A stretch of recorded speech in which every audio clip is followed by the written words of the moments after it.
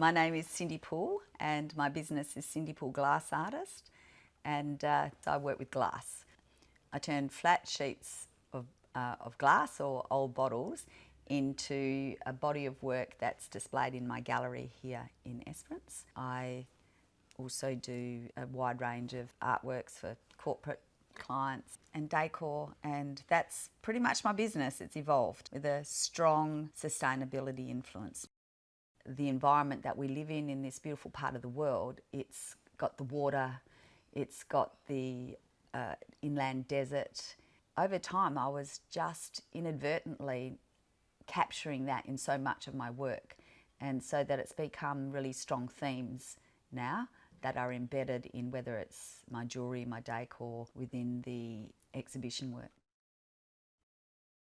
The ReValued Glass initiative, something I started to be very focused on 8 years ago, and it was after I was really questioning why there wasn't more recycled glass within the creative industry. I set out to challenge the perspective of its value, and it's a way that I can use my artwork as a catalyst for change. I can influence people's behaviours and really contribute to the greater sustainability agenda, and also to look at the way that things that they can do to just chip away at making a contribution towards lowering their impact as well.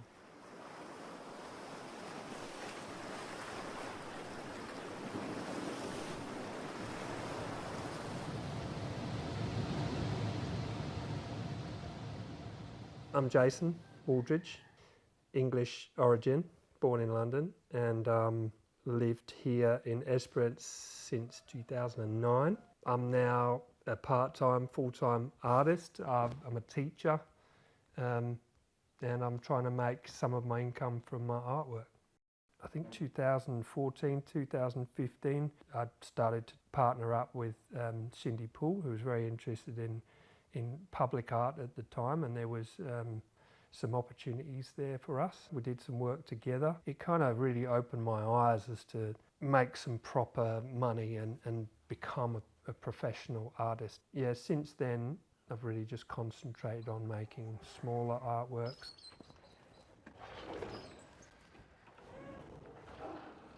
I guess the natural world is something that interests me, just because I enjoy looking at things, I enjoy studying things, and of course you're surrounded by birds and animals and other creatures, and I like watching how they stand or sit or fly, or how they hold their leg, or whatever it might be. So I've become fascinated by those things.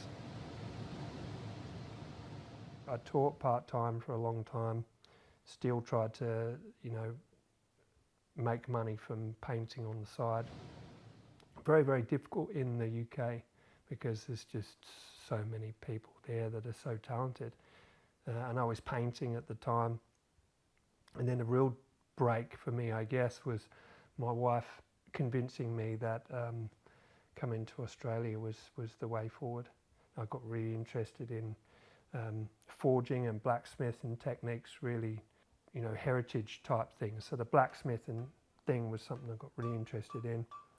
And then I guess I just started making artwork, sculptural things as well, like fireplace tools, and started to get into what the material could actually do.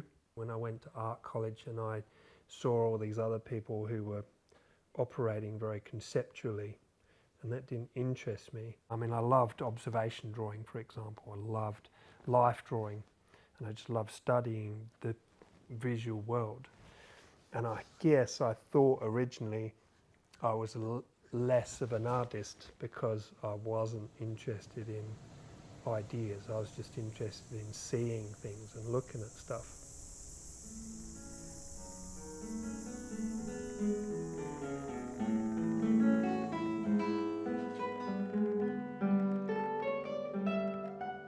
I'm Ingrid Riolo. I'm an international soloist guitar performer.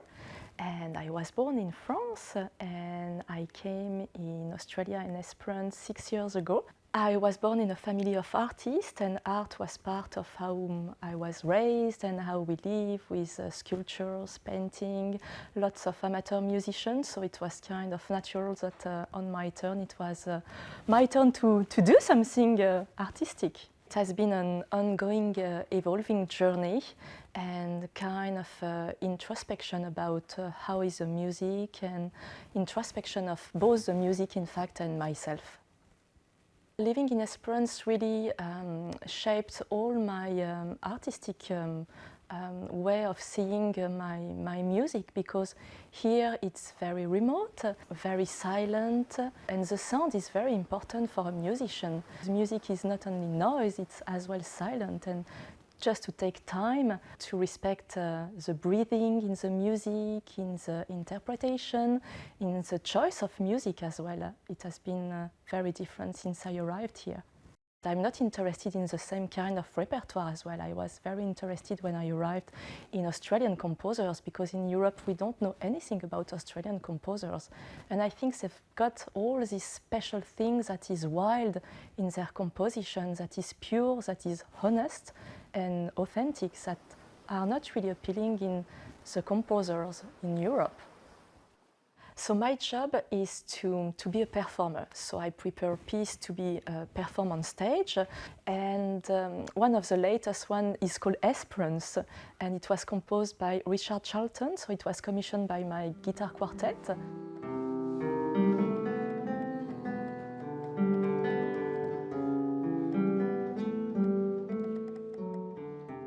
As I need to slow down everything here, everything is slow, you've got the time to go deeper in things, in the music, in the feelings, in the emotion, and go deeper, I would say, in all my music.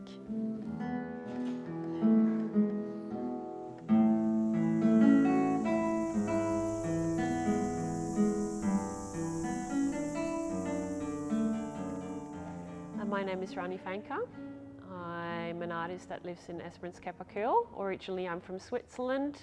My journey as an artist, I've always been drawing my whole life.